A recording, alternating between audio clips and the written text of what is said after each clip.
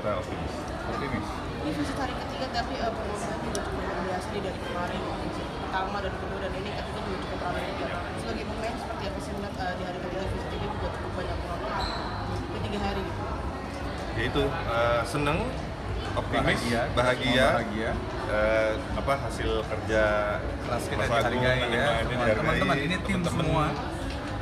Dan memang kita niatnya kan mau membagi cerita yang mudah-mudahan selain hiburan juga bisa menginspirasi ya, khususnya buat penonton yang hubungan kakak adiknya kurang akur, mau mulai membangun hubungan yang lebih harmonis lagi, karena salah satu cara untuk membuat ibu atau orang tua kita bahagia adalah melihat anak-anaknya rukun. Kalau mungkin Kak Fedi mungkin boleh sedikit spoiler dong di sini Kak perannya sebagai apa dan seperti apa Kak? Oke, di sini aku berperan sebagai Rangga. Dia ini anak kedua dari 4 bersaudara, laki-laki satu-satunya. Dia seorang seniman. Dia ingin berkarir menjadi musisi, tapi memang masih merintis, belum sukses, masih banyak hambatan.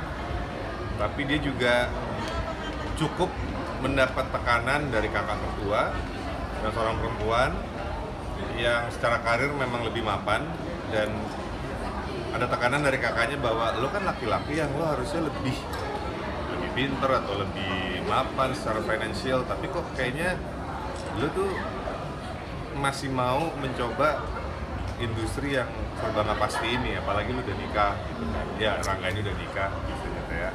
Gitu. Jadi bagaimana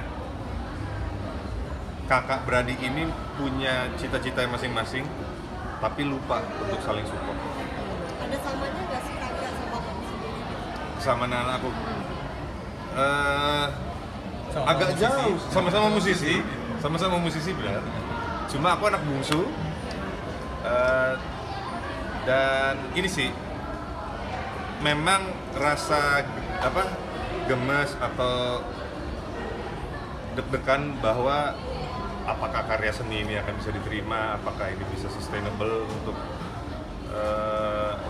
menopang keluarga.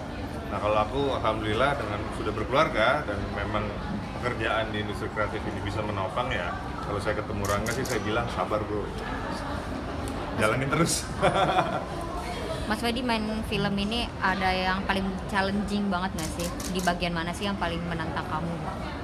Oke, pertama paling menantang itu metode syutingnya Mas Budi Sujarwo sih. Aku dulu kan udah pernah syuting sama beliau, film pertama Ngejar Matahari. Nah, 20 tahun kemudian akhirnya syuting lagi, ternyata beliau punya metode baru. Kalau dibilang mirip dokumenter ya, dimana memang semuanya tuh bergerak 360 derajat dan mau senatural mungkin. Kita kan kalau nonton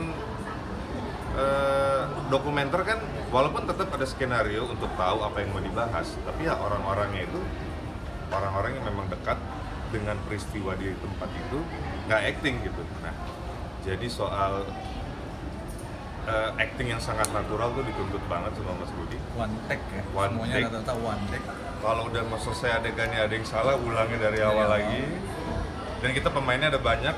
Kalau satu adegan yang ngumpul semua tuh Ibu Christine dan 4 anak-anaknya ini. Nah, itu yang menantang sih, karena ini kayak pentas Teater ya. teater atau tarian yang bener-bener harus take and give gitu.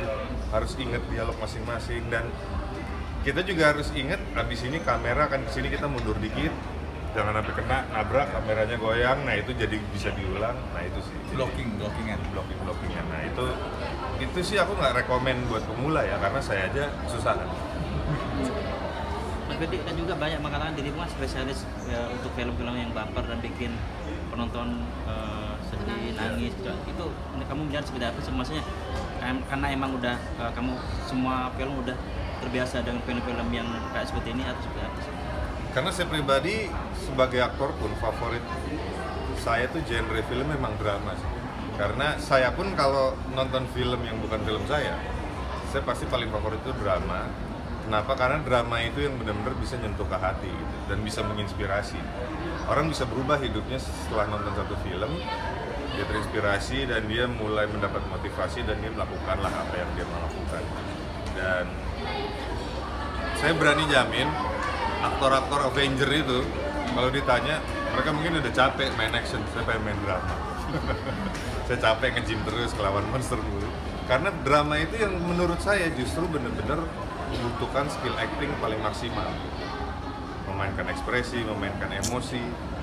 Dan saya senang melihat penonton ketika nonton film saya itu ya tersentuh gitu, terharu, nangis, tertawa.